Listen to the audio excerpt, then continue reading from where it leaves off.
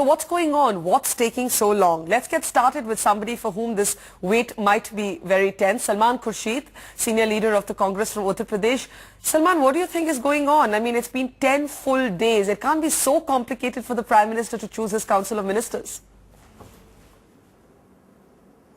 Well, it's not complicated, but certainly it's not an easy job. If you want to do a good job and you want to be sure that the team that you put together is a sustainable, lasting team, you don't want to reshuffle every 3 months. I think that you want to take your time, and there is no hurry, frankly.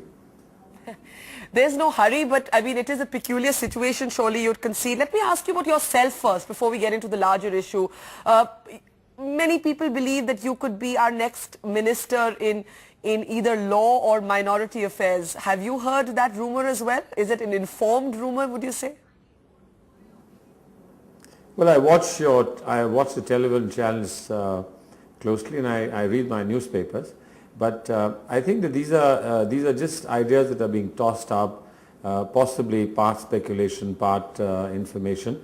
But ultimately, it's just a matter of how you put the whole team together. And there are a few people who are probably very good at a particular subject, and they would automatically qualify for that subject. But there are others who are very competent across the board and could handle any assignment. Are you one of those who's good at a particular portfolio, or would you sort of qualify across the board? Well, there are areas that I have a special interest in, and I have some experience. But it's not necessary that I should be picked for those areas entirely. It's a matter of convenience of how you put together a team, and whether there is somebody else who fits the bill much better at a time that you're choosing your team. So I don't think that's something that we need to fret about or worry unduly. All right, I'm going to come back to you, Salman, with lots more questions. Let me get Veer Sanghvi in. Salman is sort of, you know, he's being diplomatic.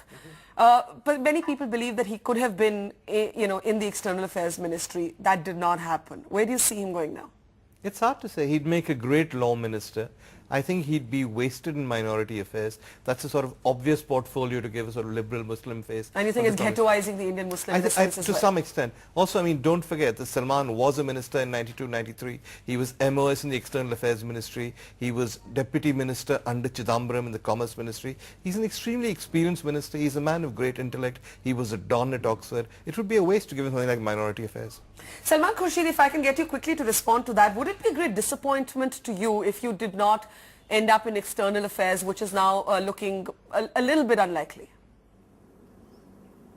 No, not at all. I mean, there's obviously, you can set your heart on something and say, well, that's something that I would like to do.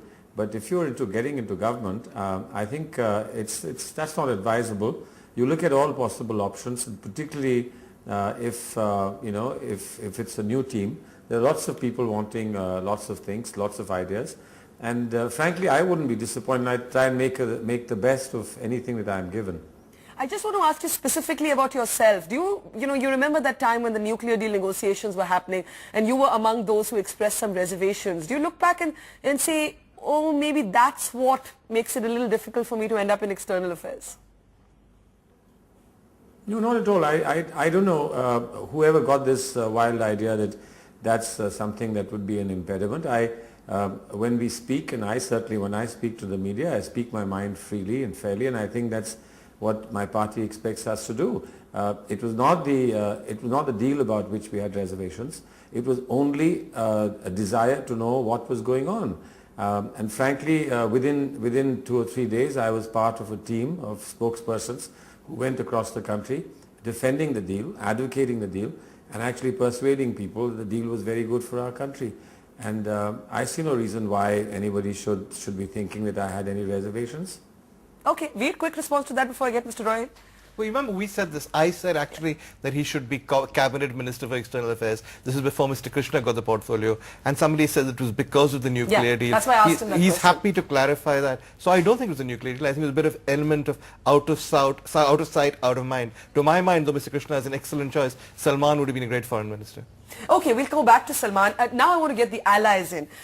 Subrata Roy, Mamata Banerjee took charge of her ministry from Kolkata today. Yes. And this is, she said, because of the cyclone. But many of your party MPs actually met with Pranab Mukherjee. Many people believe it wasn't just about the cyclone. No, I was there. We didn't discuss anything other than No portfolios? No portfolio.